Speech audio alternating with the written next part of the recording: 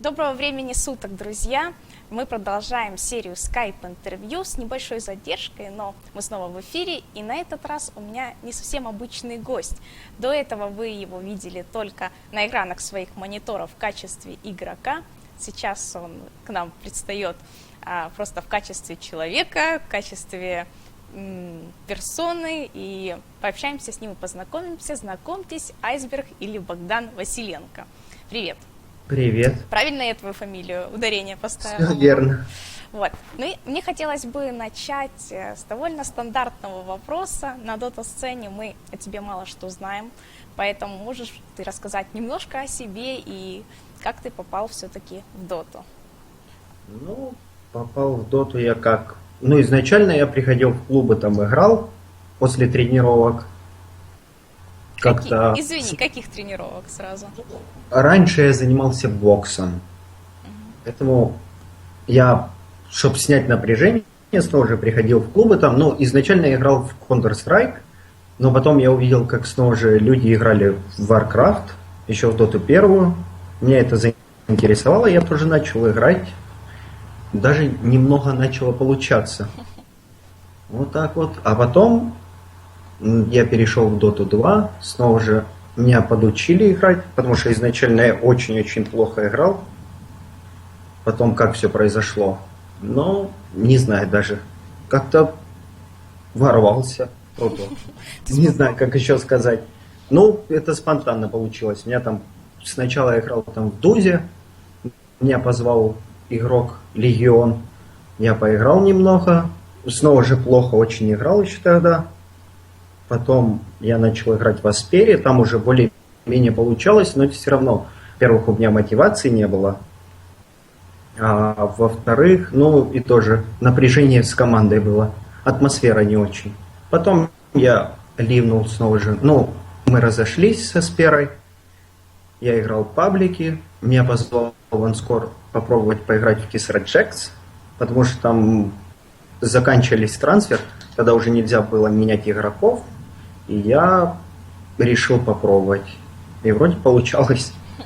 Получилось. Вот так вот. То есть, получается, в доте ты уже давно. Ты с первой доты играешь еще, правильно? В первую доту я играл 1,5 года. Может, 2. Вот так вот. Мне нравилось больше наблюдать в первой доте, чем играть. Вот так вот. А есть... Вообще, кстати, сколько тебе лет? Извини за вопрос. 18. 18. А сейчас занимаешься спортом? Сейчас нет. А я выбрал доту. Как бы странно это ни звучало. Я еще тогда не играл нигде вроде, но мне хотелось играть, и поэтому пришлось сделать выбор, потому что двумя вещами одновременно невозможно заниматься. Поэтому я выбрал доту. Ну и устал, конечно же, заниматься спортом. Я довольно долго занимался. А учишься где-то? На данный момент нет. И не сильно хочу, на самом деле. То есть ты уже решил полностью свою жизнь с дотой связать? Ну, даже не в доте дело. Я просто не считаю нужным учиться. Почему? Потому что я как-то так себе отношусь к учебе, потому что это очень много времени занимает тоже. Ну и мне это не сильно нравится. Я там, если мне интересны какие-то вещи, я их буду интересоваться и изучать. А так, ну, это пустая трата времени. Если я там начну где-то учиться, а потом мне это не понравится, я это брошу. Значит, я потратил пару лет своей жизни, и это, по-моему, так себе. Вот так вот. Знаешь, я общалась с некоторыми там проигроками, и они очень лестно о тебе отзываются, что у тебя хорошо получается, ты выигрываешь чаще всего линии, и грубое слово не буду я говорить, которое они произносят, но играешь очень хорошо. Вот. Как тебе удается держать такую форму, и вообще много ли ты посвящаешь времени тренировкам? Ну, в доте я очень много, часов 7 в день я уделяю времени, но и не знаю, получается у меня или нет выиграть лайн. Там от лейна не зависит, по-моему, ничего сейчас в этой игре. Сейчас все зависит, как ты играешь в команде. И, ну, естественно, стратегии, пики. это решает. А то, что на линии, ну, там может прийти герой какой-то, помочь тебе в миде, там, когда приходит к СФу в мид помогать, снова же он набирает там определенные души, и нельзя сказать, что он там один выиграл мид-лейн, там, я не знаю, вот эти вот стереотипы, что один игрок выигрывает там команду, там, как какой-то миракл и т.д. Ну, не так хорошо стоят лайны, ну, не так жестко, как все думают. То есть они тоже, они просто стоят лейны, как и все остальные. Просто они делают по игре лучше, чем остальные. Поэтому они выделяются. Это по мне. Вот слушай, после неудачного выступления на квалах к мейджору вы заменили больше, чем там, треть состава, то есть остались только вы и Fly. Как... Ну, я не сказал бы, что мы их заменили. Мы просто, ну, во-первых, они сами ушли. Не скажу, что они сами, ну, точнее, захотели играть бы дальше с нами, потому что у нас атмосфера очень накаленная была. Вот так вот. Там некоторые игроки не хотели разговаривать с друг другом. Вот так. Но вот сейчас у вас Габлак, я теперь понимаю, вы определились уже с ростером, ну, полноценно, то есть Да, у вас да. теперь Габлак, Рамзес и Afterlife, правильно? Да. И как теперь атмосфера в команде? Ну, изначально я вообще не думал, что я буду играть с Рамзесом и Afterlife. Единственное, что я хотел после этих квал на мажор играть с Артуром и Флаем. А плюс 2 мне было неинтересно, ну, для начала. То есть мне главное было этих два игрока. А потом уже добрали. Ну, мы изначально хотели вообще Седова на хард или Баха, но они уже были снова же или заняты, или играли уже, или не хотели просто с нами играть. Неизвестно было. Ну и Васю мы последнюю тестили. Почему? Потому что, ну, во-первых, он хорошо играет, а во-вторых, он хорошо знаком и дружит с Рамзесом. И как так получилось, что мы его взяли последнюю. Почему ты хотел играть с Габлаком? Ты до этого с ним где-то играл? Нет, ну как, мы как-то, я, Травка, Артур и там еще два игрока. Киевские. Да, пробовали играть вместе, еще до того, как он играл в New Team 1 по 3, но там у нас не вышло из-за одного человека, не игрока, а менеджера, вот так вот. Ну и еще до этого, еще когда он в Дар играл, я давно хотел с ним играть. Почему? Потому что, во-первых, он здраво мыслит, снова же у него нет там минимум эмоций в игре, то есть он не конфликтный человек, с ним на долгосрочной перспективе очень хорошо играть. Кто бы там ничего не говорил, физуры там всякие. Но, знаешь, вот некоторые отмечают, что с ним довольно сложно играть. То есть в силу его какого-то характера или еще чего-то. Ну, не знаю, он прямолинейный человек, по-моему, это идеально вообще. Такие, на самом деле, за спиной не говорят. Если ему что-то не нравится, он говорит это напрямую. И наоборот, это хорошо, когда ты, ну, чаще всего, почему СНГ считают довольно слабой. Почему? Потому что когда люди вместе играют, и там говорят друг другу ошибки, они думают, что это лично просто из-за того, что они хотят показаться лучше, чем все остальные. Хотя они просто говорят ошибки и хотят, чтобы ты их исправил. Вот так вот. Из-за этого так себе перспективы. Ну, только некоторые команды, там, как Вега, которые там изначально взяли Вег, ну, Мага и Соло, которые уже опытные игроки, они умеют играть. Ну и они показали, что могут натренировать команду, как по мне. Да, они взяли вообще стаки, так понимаю, Паша, Сёма и No One, они, ну, стак играли до этого. Ну да, они играли с Андершоком и Арзиком изначально, но у них что-то не выходило. Снова же, ну, и Нун, и Сёма, и Паша очень хорошие игроки. Просто не хватало, по-моему, именно Соло и Маха, вот так вот, как по мне. Слушай, был такой слух, что тебя звали в Нави во второй состав. Да? Расскажи об этом. Что там вообще происходило и как получилось вообще, что из этой ситуации получилось? Ну, я как-то на замене за них поиграл, За кого за них? Ну, можно сказать, из ФЗ. Они еще тогда играли под этим тегом. Ну и сейчас вроде продолжают играть. Ну и поиграл за них парочку игр заменой. И они, ну как, изначально Артстайл там спросил, не хочет ли создать команду, и тогда я ему ответил, что у меня уже есть команда, с которыми я давно хотел играть, их сейчас буду продолжать с ними играть, и скоро мы объявим состав уже. Хотя он хотел играть со мной, но тут на самом деле очень легкий был выбор. Я не сильно хотел играть, даже если были огромные спонсора, как Нави. Вот так вот. Я просто хотел играть с Флаем и Артуром очень сильно. Вот так вот.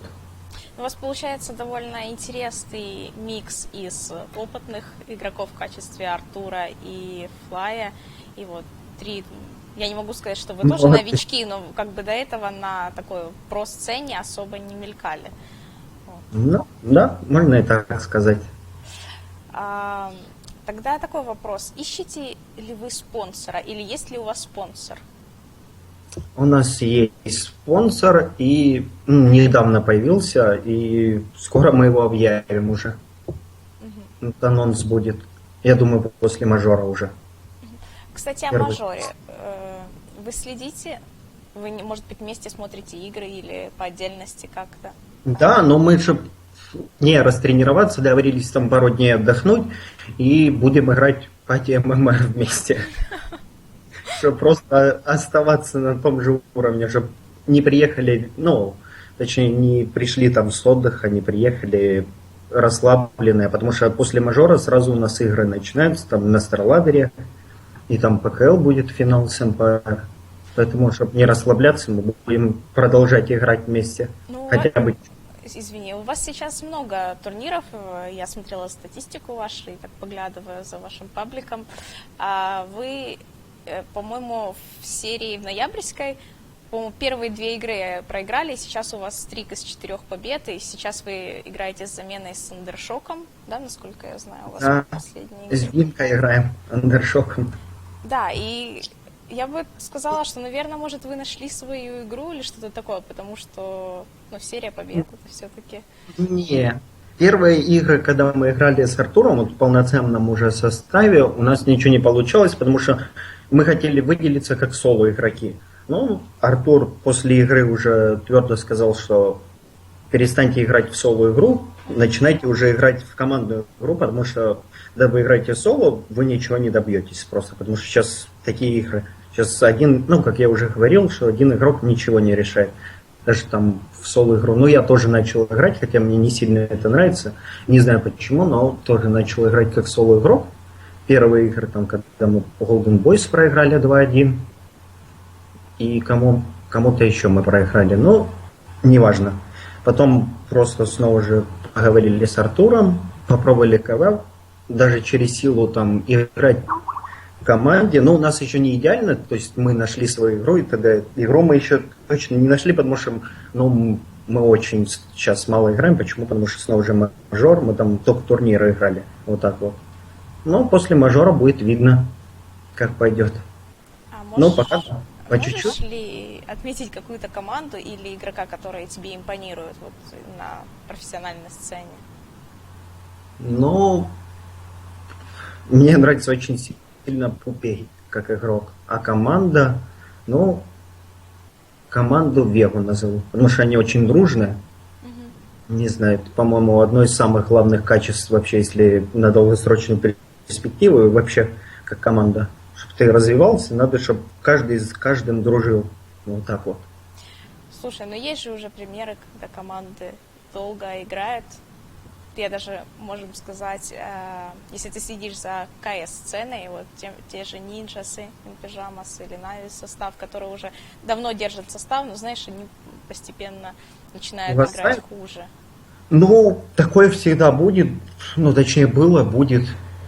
Не знаю почему, потому что, ну, рано или поздно надоедает играть с одними и теми же игроками. Там разные патчи приходят, иногда у кого-то плохое настроение, не хочется играть, там это по чуть-чуть все равно, как по мне, накапливается. И рано или поздно взорвется как-то, и не захочется там играть. Ну, как с Нави, например, было. То есть они играли очень долго вместе, у них все получалось, но в какой-то момент они, ну, перестали делать такие результаты, как раньше делали. Вот так вот.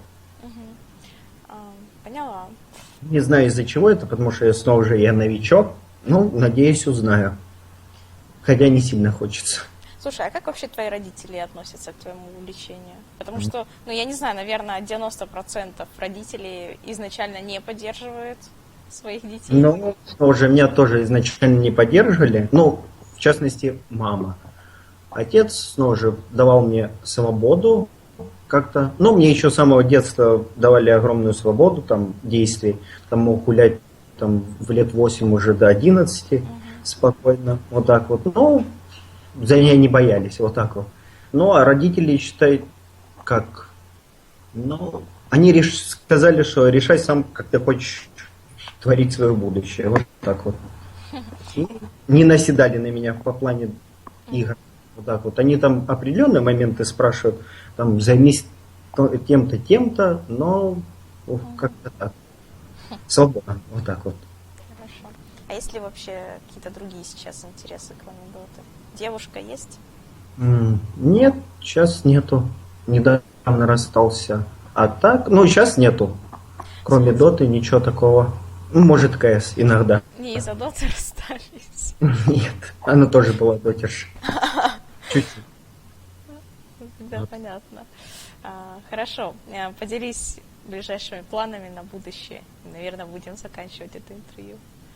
Ну, планы на будущее. Попасть, наверное, на International, как и все, думаю, хотят. И победить его, естественно. Такие ближайшие будущие планы. Хорошо. Это хорошие планы, хорошая цель. Я думаю, у всех такая цель, поэтому я не исключение. Ну, у меня не такая цель. Я как в плане игроков говорю. К сожалению, да. Вот. Хорошо, спасибо тебе за уделенное время и желаю удачи в твоей цели. Спасибо большое. Пока. Тебе удачи.